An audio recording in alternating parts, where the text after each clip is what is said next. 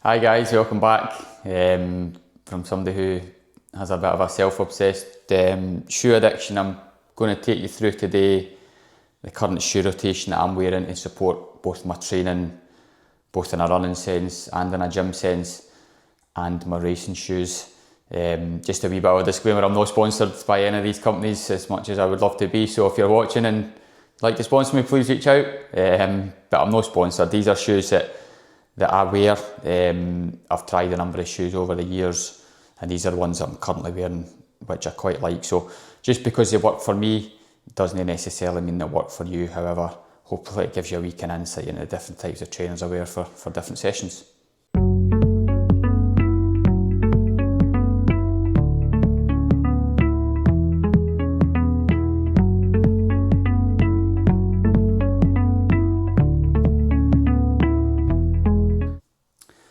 So I'm going to take you through, probably a little bit obsessive, but I'm going to take you through the two pair of trainers that I wear for kind of daily, easy training, easy running, easy miles.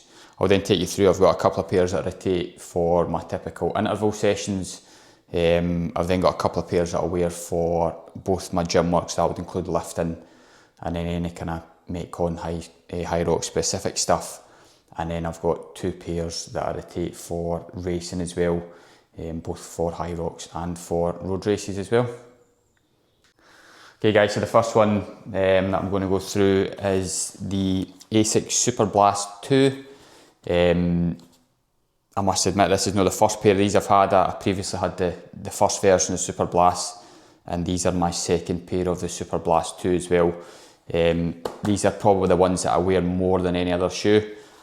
To be honest with you, they're a bit of a cheat code of a shoe, I think. As I say, I wear these mostly predominantly for kind of easy running, but they do have a bit of pop to them as well, and I kind of do find myself that I might kind of gravitate towards these for interval sessions as well. And again, I've actually worn them a number of times for Hyrox sessions as well. They're nice and cushioned, they are very supportive, but they're pretty light as well. They've got good grip on the bottom. And yeah, they agree with my feet. You'll probably see as we go through, there's a common theme of brands that I like. But as I say, these aren't the first time I've bought these. And when I come to the end of my life with these, I'll certainly be buying another pair as well, potentially the newer versions. So yeah, these are the Asics Super Blast 2. Okay guys, the next one is the On Cloud Ultra Trail running shoes. Sorry, they're a bit dirty. Yeah, as I say, it's maybe not everyone's cup of tea, but I love trail running, love running on grass, just more so the kind of less impact on the lower limbs, but these are my go-to for any runs that aren't on road or on track. On Cloud is a brand that I really like. This is the first time that I've had their trail shoes, but as you can see, the bottom are obviously really dirty, but they've got good grip on the bottom. They're really supportive.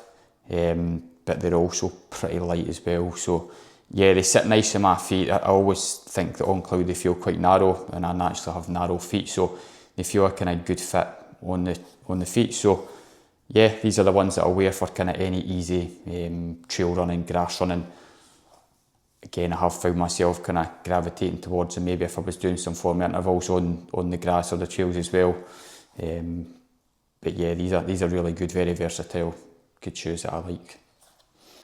Okay guys, the next couple of pairs I'm going to show you are going to be kind of more my interval shoes or shoes that I would wear for doing interval sessions. So you generally find a lot of people will wear carbon plated shoes for their interval sessions.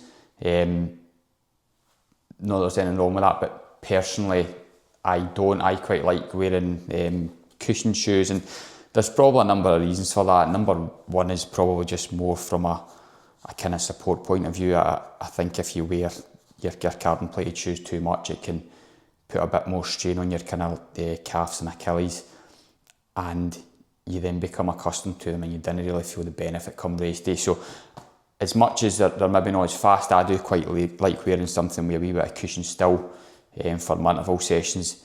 So these ones here, as you'll see, another pair of Asics. These are the Asics Mega Blasts.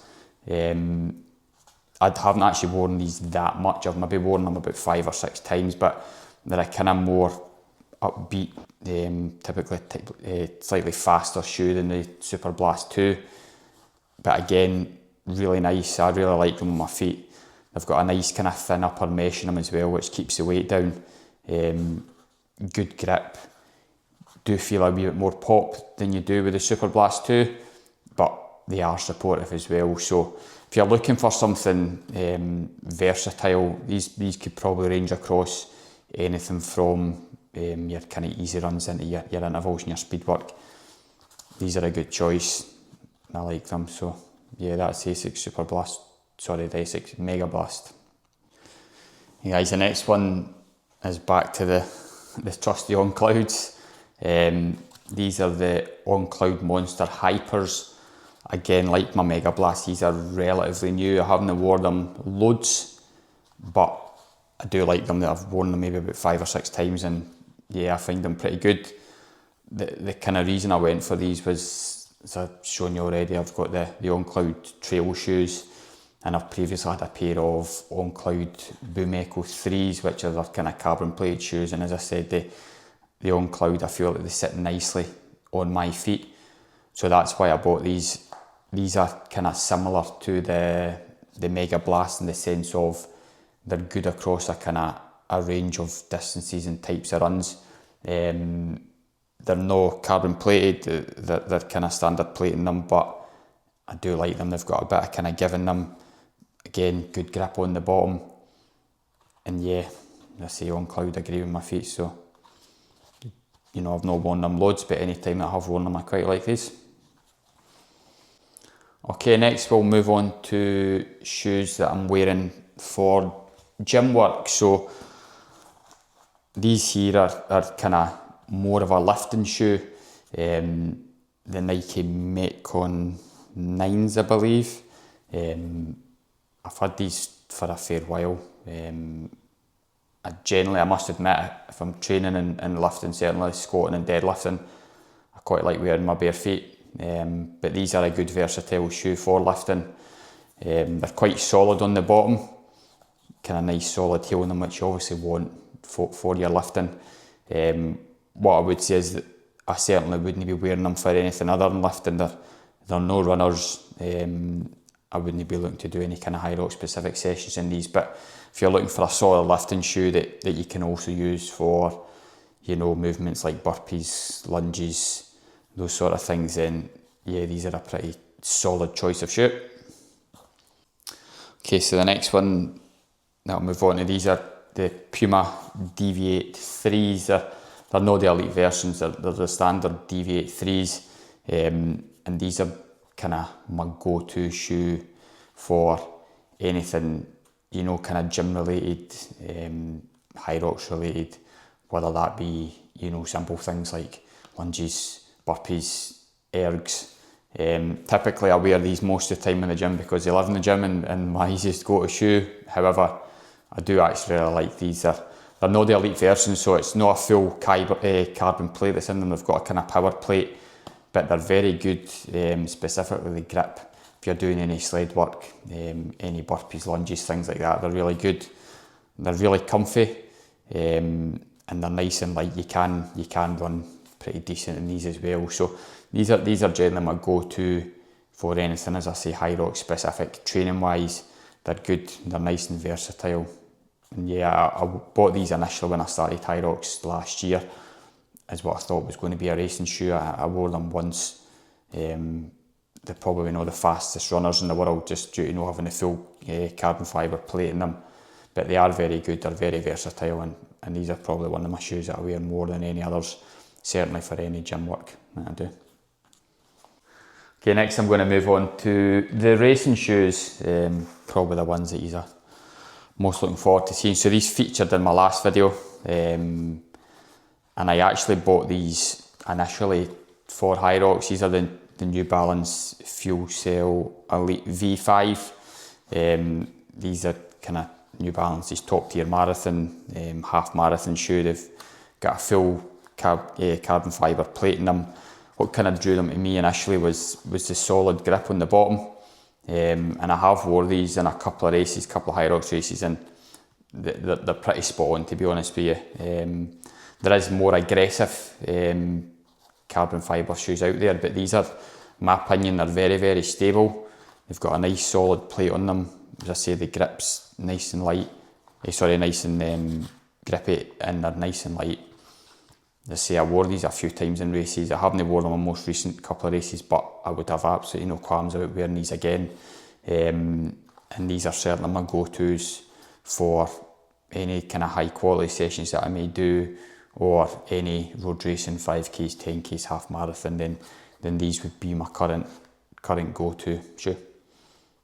You guys, in the last one, these are probably what I would say is my current Hyrox racing shoe, and they are the Hyrox shoe, believe it or not.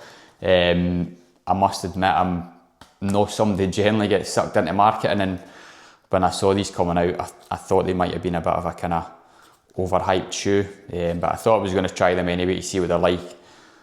These are the Puma Deviate Nitro Elite 4 Hyrox shoe.